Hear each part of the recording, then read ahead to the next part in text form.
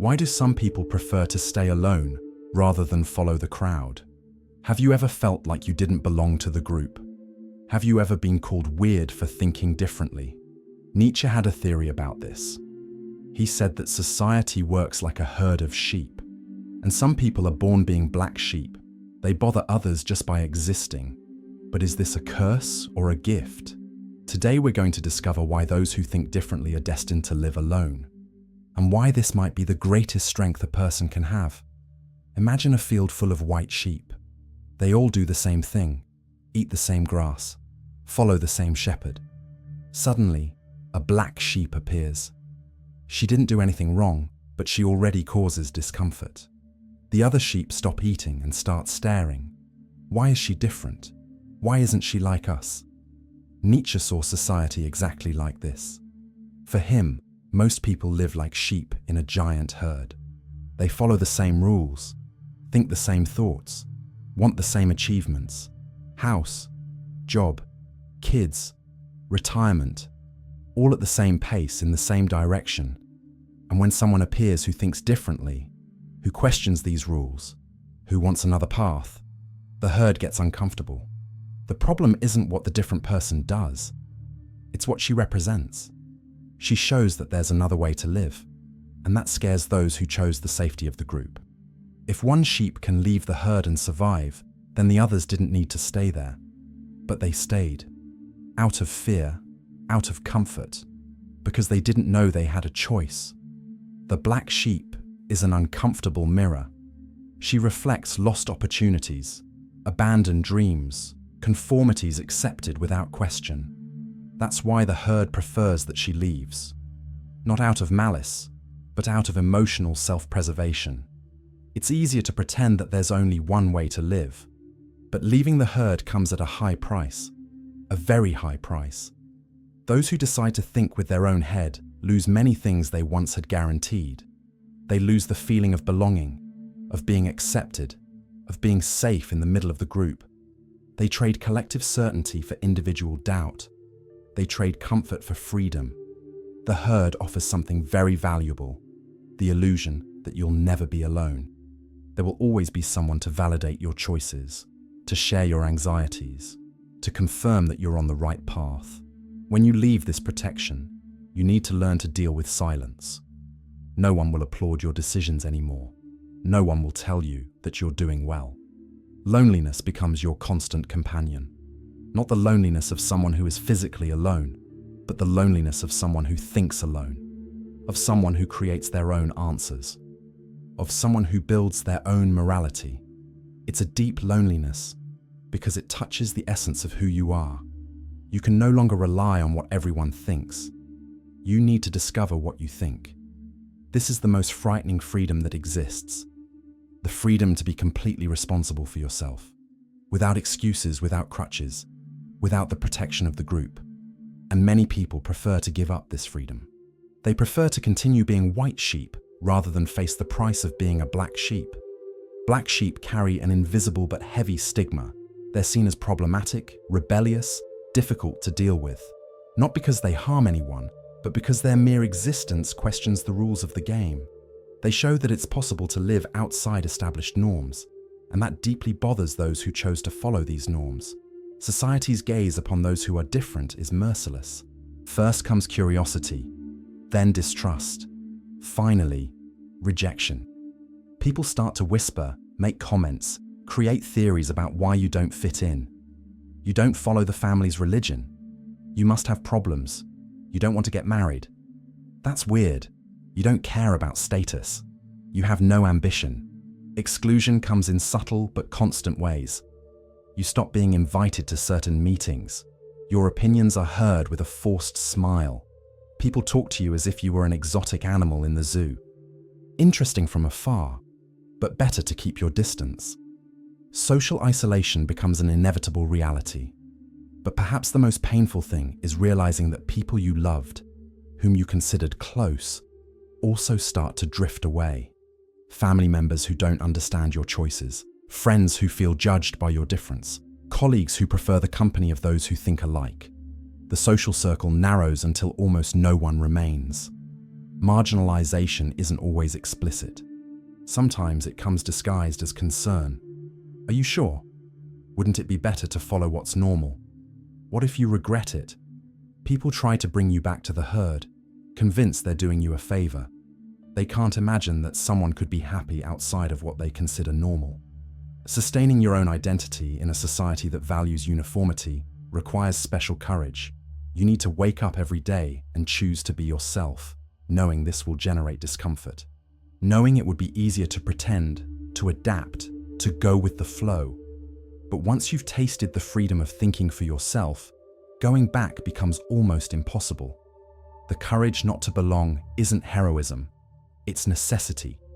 When you discover that the herd's rules don't make sense to you, when you realize that following the crowd is killing something inside you, the choice becomes inevitable. Either you live other people's lives or you live your own life. There's no middle ground. This courage exacts a high price in isolation. You learn to celebrate your victories alone, because few people will understand what they mean.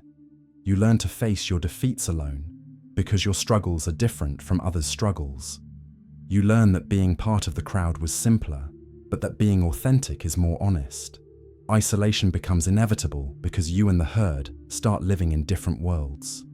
They have their priorities, their fears, their standardized dreams.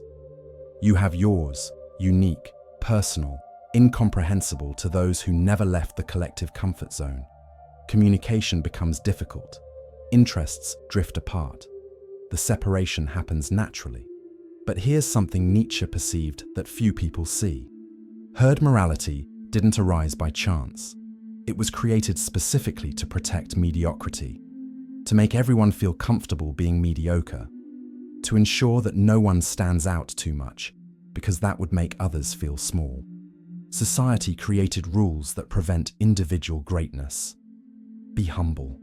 Don't think you're something special. Everyone is equal. These pretty phrases hide a cruel truth. They serve to keep everyone at the same low level. If no one can stand out, no one needs to strive to grow. If everyone is equal, no one needs to face their own mediocrity. Collective morality is, actually, the morality of laziness. It's easier to create rules that prevent people from shining than to strive to shine as well. It's more comfortable to criticize those who stand out than to work to stand out yourself. Society prefers to level down rather than accept that some people are really different, really special. Nietzsche called this slave morality, a morality created by weak people to protect themselves from strong people, a morality that turned virtues into defects and defects into virtues. Being ambitious became greed, being confident became arrogance, being different became a problem. Society inverted values to protect those who didn't want to develop. This collective morality works like an invisible prison. It limits human potential, clips the wings of those who could fly higher, keeps everyone crawling at the same level.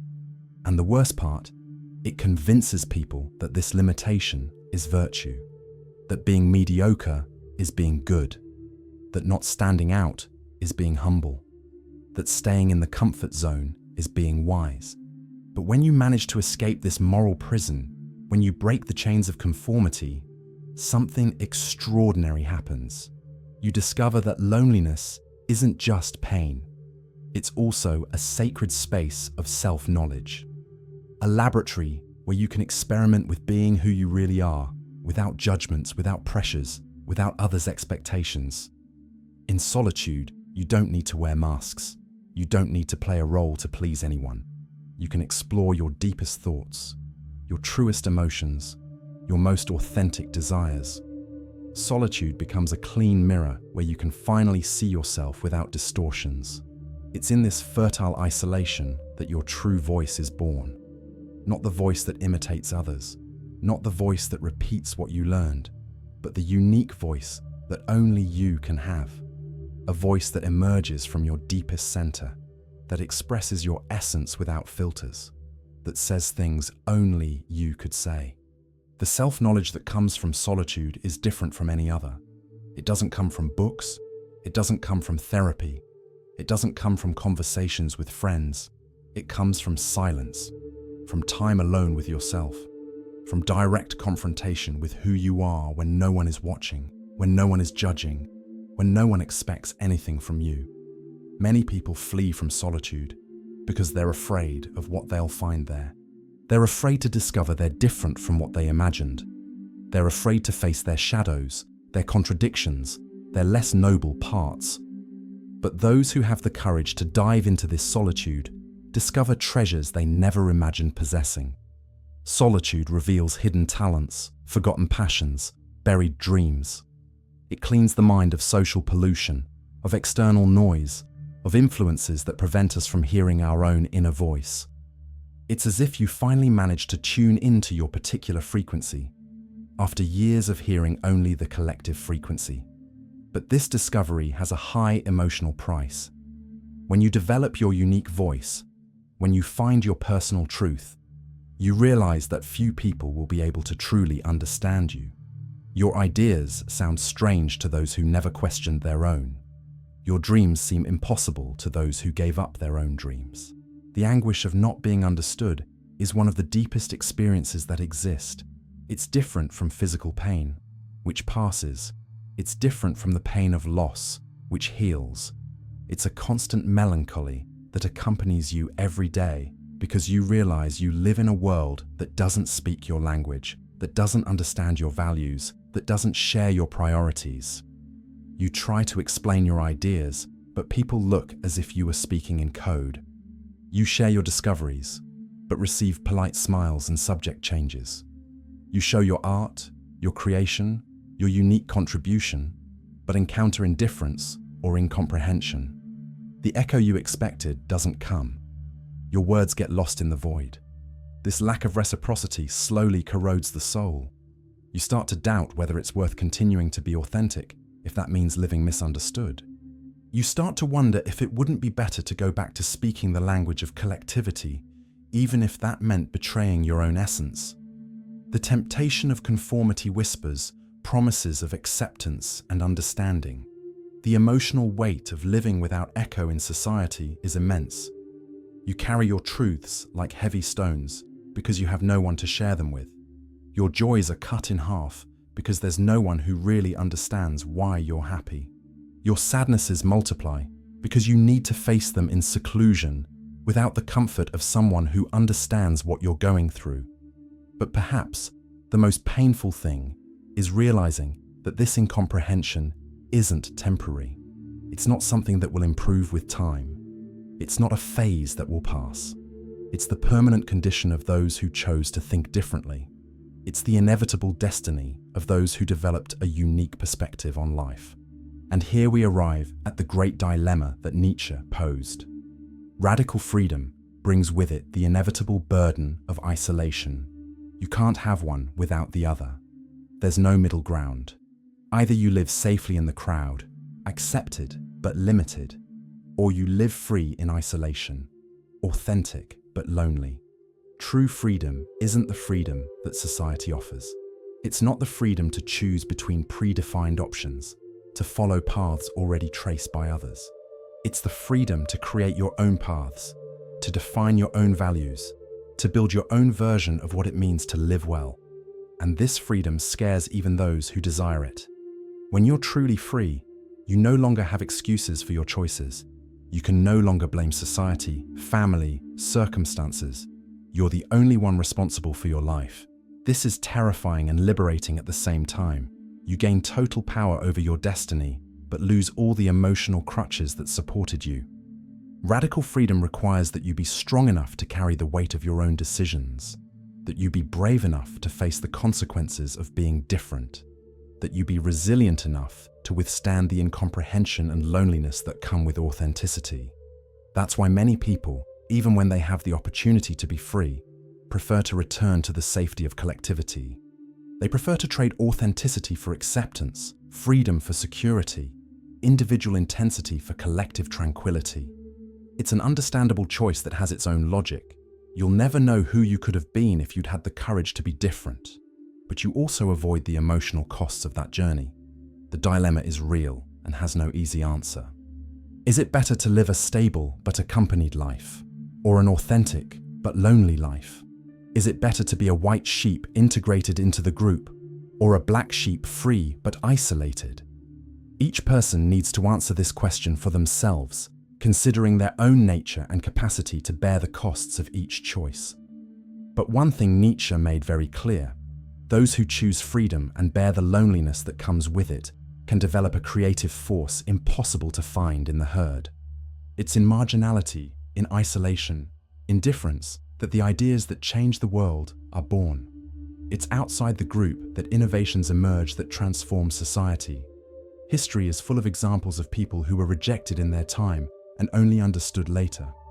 Misunderstood artists who created revolutionary works, ridiculed scientists who discovered fundamental truths, marginalized philosophers who developed ideas that changed our way of thinking about life.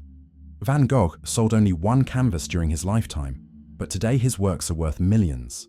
Galileo was condemned by the church, but his discoveries changed our understanding of the universe. Darwin was attacked for his theory, but it became the foundation of modern biology. Nietzsche died mad and misunderstood, but influenced generations of thinkers. They all paid the price of loneliness, incomprehension, rejection.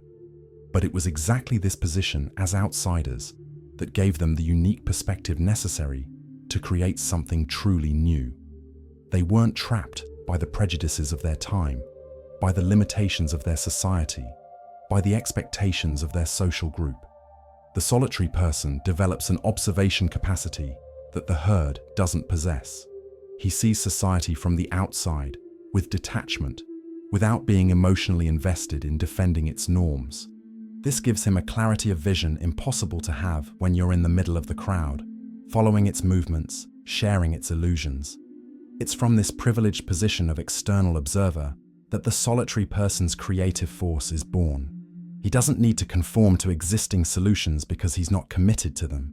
He can question everything, experiment with new paths, invent alternatives that no one had thought of before.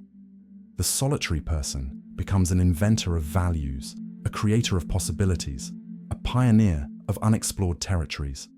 He's not limited by what everyone thinks is possible, by what everyone thinks is right, by what everyone believes is normal. His freedom of thought is total, and from this freedom, unique contributions to the world are born. But this creative force has a price: direct confrontation with existential emptiness. When you distance yourself from collective certainties, when you question established values, when you refuse society's ready-made answers, you come face to face with nothingness, with the absence of guaranteed meaning, of predefined purpose, of clear direction. This confrontation with emptiness can be devastating. It's what Nietzsche called nihilism, the discovery that there's no intrinsic meaning in life, that all values are human constructions, that there are no absolute truths to guide us. Many people can't bear this revelation and prefer to run back to the herd's comforting illusions. Nihilism can destroy those who aren't prepared for it. It can lead to despair, depression, the feeling that nothing is worthwhile if nothing has guaranteed meaning. Many great thinkers were consumed by this discovery, lost themselves in the void, never managed to find a way out of the labyrinth of meaninglessness. But for those who have enough strength to cross this existential desert, nihilism can be liberating. If there are no absolute values, you can create your own values. If there's no guaranteed meaning, you can build your own meaning. If there's no predefined purpose, you can invent your own purpose. Existential isolation then becomes not a curse, but an opportunity. The opportunity to be the architect of your own existence, the author of your own story, the creator of your own universe of values. It's a frightening freedom, but also a grandiose responsibility. You become responsible for giving meaning to your own life. This crossing through the void isn't easy or quick. It requires time, patience, courage to bear uncertainty. Many give up halfway, preferring to accept borrowed meanings, second-hand values, purposes defined by others. But those who manage to complete the crossing emerge transformed, strengthened, truly free. And it's from this solitary crossing that what Nietzsche called the Übermensch, the overman, can be born. Not a superhero, not a perfect being, but someone who managed to overcome the limitations imposed by herd morality, and create a new form of existence, someone who developed their own values, their own meaning, their own strength. The Übermensch isn't better than others in the traditional moral sense. He's different. He operated an internal transformation so deep that he can no longer be measured by conventional standards. He created his own metric of greatness, his own definition of success, his own version of what it means to live well. But to reach this state of transformation, you first need to completely bear loneliness. There are no shortcuts, no easier ways. Loneliness is the entry price for transformation, the fee you pay to have access to the unexplored territories of yourself. Those who can't pay this price stay outside, limited to the possibilities that society offers. Bearing loneliness means accepting that you'll spend a lot of time alone with your thoughts, your doubts, your anxieties. It means learning to be your own company, your own counselor, your own judge. It means developing an intimate and honest relationship with yourself, without the social distractions that normally prevent us from truly knowing ourselves. It's a painful process because you'll discover things about yourself that you'd rather not know. You'll find fears you didn't know you had, desires you didn't admit to possessing, contradictions you preferred to ignore. But it's also a transformative process, because only by completely knowing your shadows can you integrate and overcome them. Only those who completely cross isolation can create new horizons, because new horizons aren't born from collective consensus, don't emerge from democratic decisions, aren't products of group brainstorming. They're born from the unique vision of someone who managed to position themselves outside existing patterns and see possibilities that no one else saw. The new horizons created by solitaries eventually benefit all of society.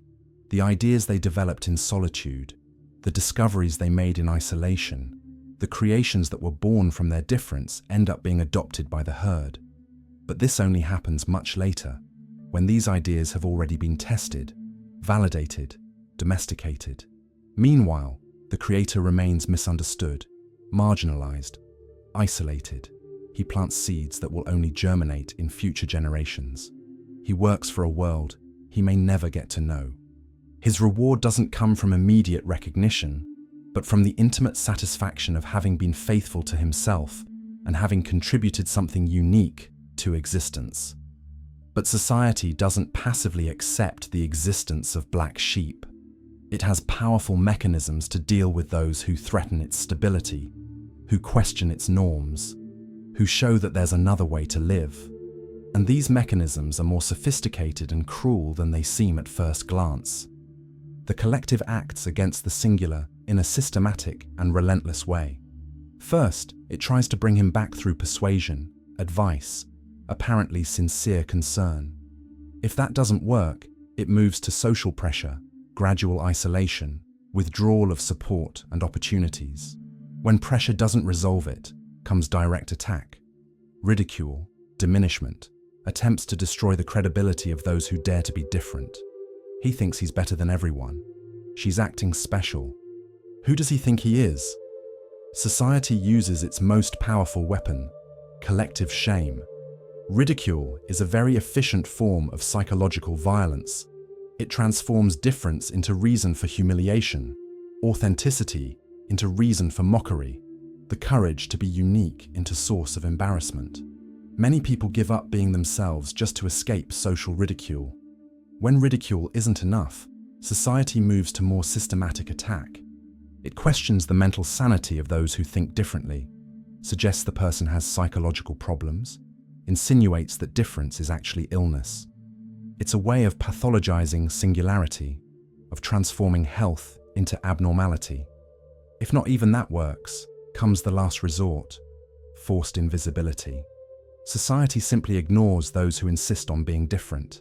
It doesn't invite anymore, doesn't include anymore, doesn't recognize anymore. It's as if the person stopped existing socially. A civil death that can be crueler than physical death. This exclusion mechanism works as herd defense. It protects the majority from the destabilization that difference can cause. It keeps everyone in line, following the same rules, believing the same things.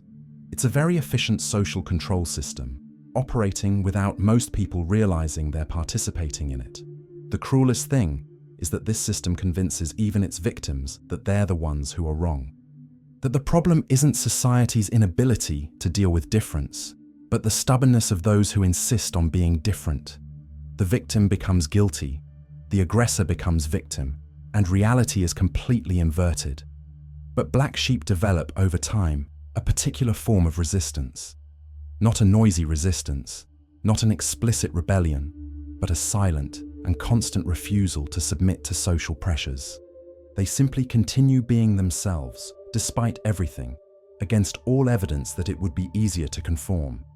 This silent rebellion is more powerful than it seems. It doesn't give ammunition for society's attacks, doesn't offer easy targets for ridicule. It's simply the quiet persistence of those who know who they are and don't need to prove anything to anyone. A form of existential protest that can't be easily combated. Silence becomes a declaration.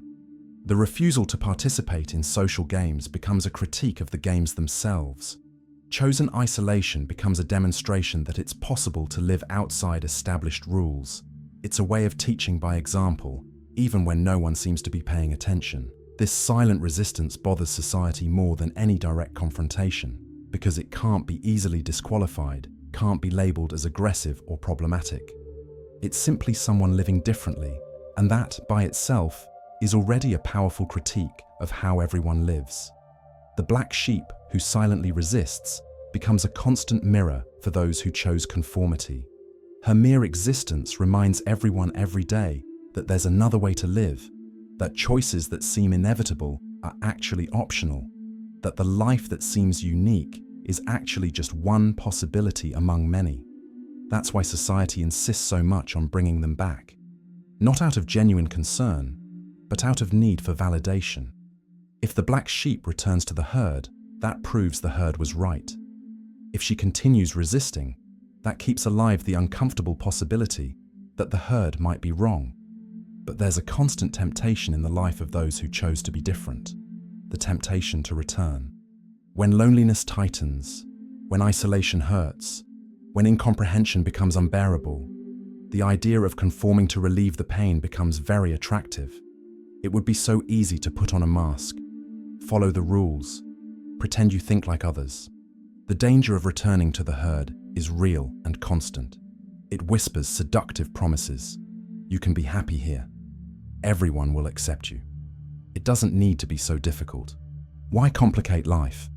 And when you're exhausted from the struggle, when loneliness weighs too much, these promises sound like salvation. Many black sheep succumb to this temptation and return to the herd. They put a white cape over their black skin and pretend they're like the others. They gain acceptance, conquer security, recover the feeling of belonging, but they pay a high price, their own authenticity. Those who return to the herd after having experienced freedom are left in a particularly painful position, because they know they're pretending, they know they could be different, they know they're betraying something fundamental in themselves. The acceptance they so desired becomes bitter when it comes at the price of their own identity. The risk is permanently losing the capacity to be authentic. When you spend too much time pretending to be another person, you can start to forget who you really are. The mask sticks to your face, the character becomes reality, the performance replaces true life. You gain social acceptance but lose yourself. This happens gradually, almost imperceptibly. First you pretend to agree with some things, then you start acting as if you really agreed. Finally, you begin to believe you really agree. The line between what you are and what you're representing dissolves, and you can no longer distinguish between your true identity and your social persona. Many people live their entire lives like this, being a domesticated version of who they could have been, a socially acceptable version of their original essence. They conquer success, approval, stability, but deep down, in a part they rarely dare to examine, they know something fundamental was lost. The danger of returning to the herd is exactly this. It's not just a change in behavior, it's a betrayal of your own soul. It's the conscious choice to be smaller than you could be, to accept a limited life in exchange for a safe life. And once this choice is made, going back becomes increasingly difficult. That's why Nietzsche insisted so much on the courage necessary to remain different. It's not just the initial courage to leave the herd, but the daily courage not to return. The courage to bear loneliness, incomprehension, isolation. The courage to prefer painful truth to comfortable lie. But there's something that makes all this struggle more complex, and in a certain way, more beautiful. It's that the isolation of black sheep, when completely accepted, when it's no longer seen as punishment but as privilege, reveals a dimension that few people can access. Solitude can become not just a burden, but a gift. Not everyone can bear prolonged seclusion. Most people need constant company, regular validation, external noise to feel alive. They flee from silence, fill life with distractions, do anything to avoid being alone with themselves. Isolation, for them, is pure terror. But for those who develop the capacity to inhabit introspection, it transforms into a sacred space of infinite possibilities. It's there, in that fertile silence, that the most original ideas are born, the most authentic creations, the deepest insights about life and about oneself. Solitude as privilege is chosen solitude, not imposed solitude. It's when you realize you prefer your own company to the company of most people, when you discover that your thoughts are more interesting than most conversations, when you understand that silence says more than most words. This transformation of solitude into privilege doesn't happen automatically. You need to learn to inhabit it, to coexist with it, to extract from it everything it can offer. You need to discover that you're interesting company for yourself, that your mind is a rich territory to explore, that your imagination is an inexhaustible universe of possibilities. When this happens, solitude stops being empty and becomes generative. It produces art, philosophy, discoveries, inventions. It's the laboratory where the most risky experiments can be made, where the boldest hypotheses can be tested, where the most personal truths can be faced. It's in this space that true creation and true freedom emerge. Freedom not just from social pressures, but from the compulsive need for approval, company, external validation. You become complete in yourself, emotionally self-sufficient, capable of generating your own meaning and your own joy. This doesn't mean you no longer value other people or that you no longer need anyone. It means you're no longer desperate for company. You no longer accept just any relationship just to not be alone. You no longer submit to groups that don't respect who you are. Your relationships become conscious choices, not compulsive necessities. Solitude as privilege is, therefore, a conquest. It's the result of a long process of emotional and spiritual maturation. It's when you finally made peace with your difference, when you stopped fighting against it and started celebrating it. It's when your singularity stops being a problem and becomes your greatest strength. But even this transformation has its shadowy aspects. The burden of always walking alone never completely disappears. Even when you learn to value your solitude, even when you discover the potentials it offers, there are still moments of weight, of tiredness, of questioning whether it was worth having chosen this path. There's a deep pain in carrying visions that no one shares, insights that no one understands, discoveries that no one values. It's like having treasures that only you can see the value of, like speaking a language that only you comprehend, like inhabiting a world that only you know. The inner wealth can be immense, but communicative solitude remains. The inner greatness you develop in solitude is real, but it's also invisible to most people. You may have discovered deep truths about existence, developed unique wisdom about life, created works of beauty and meaning. But if no one recognizes or comprehends these conquests, they remain like buried treasures. There's something heroic and tragic at the same time about being a black sheep. Heroic because you chose truth over comfort, authenticity over acceptance, freedom over security. Tragic because this choice inevitably leads to isolation, incomprehension, existential loneliness.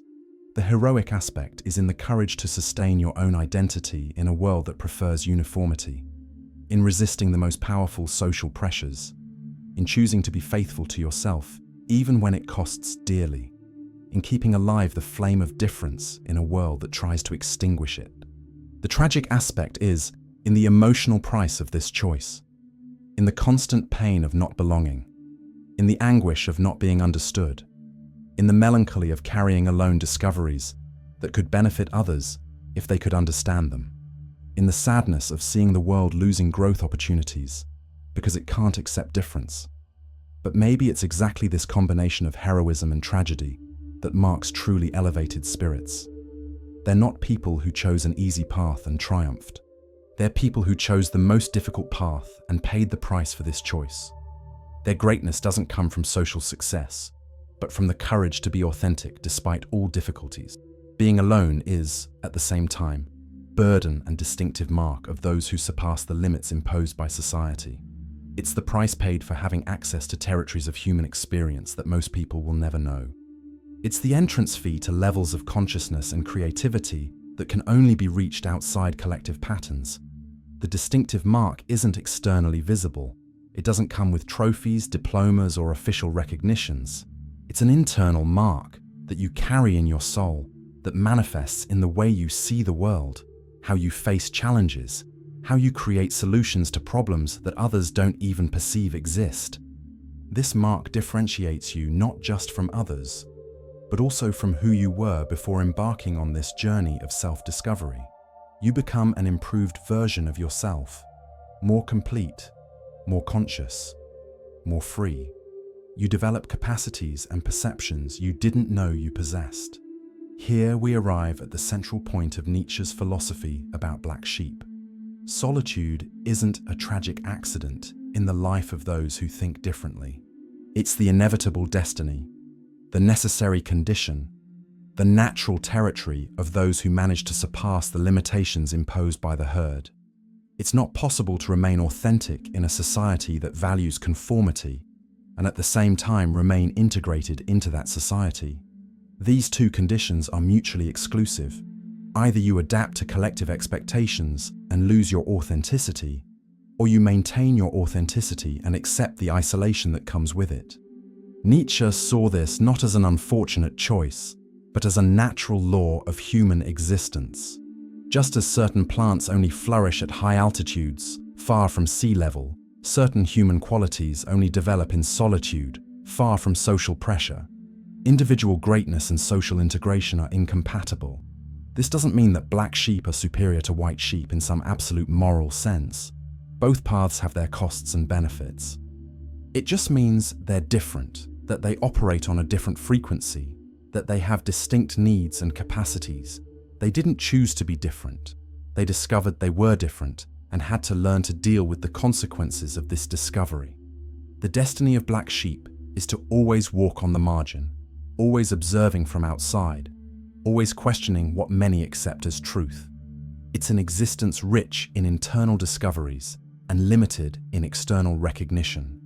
It's a life of elevated intensity and deep introspection, with its moments of singular beauty and its periods of inevitable melancholy. But Nietzsche made a call to courage for those who recognize themselves in this description. He said, "If you discovered you're a black sheep, if you realized you can't conform to the standardized life that society offers, if you feel there's something in you that demands unique expression, then have courage to bear the crossing of solitude. Don't flee from it. Don't fight against it. Don't try to soften it by returning to the herd. Accept it as an integral part of who you are. Learn to inhabit it, to extract from it its creative potentials, to transform it into fuel for your personal evolution. Use solitude as a laboratory to discover what you're really capable of." The courage Nietzsche asked for wasn't the courage of a moment, but the courage of a lifetime. The courage to wake up every day and choose to be authentic, even knowing this, will generate incomprehension. The courage to create even knowing few will understand your creation. The courage to love truth more than popularity. This courage isn't natural. It needs to be cultivated daily. It needs to be renewed constantly because pressures to conform never cease. Society never stops trying to bring black sheep back to the herd. The temptation to give up authenticity in exchange for acceptance is permanent. But for those who can sustain this courage, for those who can completely cross solitude without giving up on themselves, Nietzsche promised a reward: the possibility of becoming who you really are, of completely developing your unique potential, of contributing something truly original to human existence. The crossing of solitude is, therefore, not just the destiny of black sheep, but also their opportunity for transformation. It's the path through which they can discover and develop qualities that would remain dormant if they had chosen the safety of the herd. And in the end, when the crossing is complete, when solitude has been totally accepted and integrated, something new emerges, a form of existing that no longer needs others' approval to validate itself, that no longer depends on external references to orient itself, that created its own values and its own measure of greatness. This is Nietzsche's promise to black sheep. If you have the courage to completely bear the solitude that is part of you, if you don't try to escape it or soften it with conformity, you'll discover possibilities of existence that most people never imagined could exist. Solitude stops being punishment and becomes conquest. Isolation stops being problem and becomes privilege. Difference stops being defect and becomes strength. And you discover that the price of authenticity, however high it may be, is worth more than all the benefits of conformity. In the end, being a black sheep isn't a curse that was imposed on you. It's a destiny you chose when you decided to be faithful to who you really are. And the solitude that comes with this choice isn't empty. It's full of possibilities that only you can realize. If you recognized yourself in this description, if you realized you're also a black sheep trying to find your place in a world of white sheep, don't be afraid of the journey that awaits you. Solitude can be heavy, but it can also be the space where you finally find your true strength. And comment below, I am a black sheep.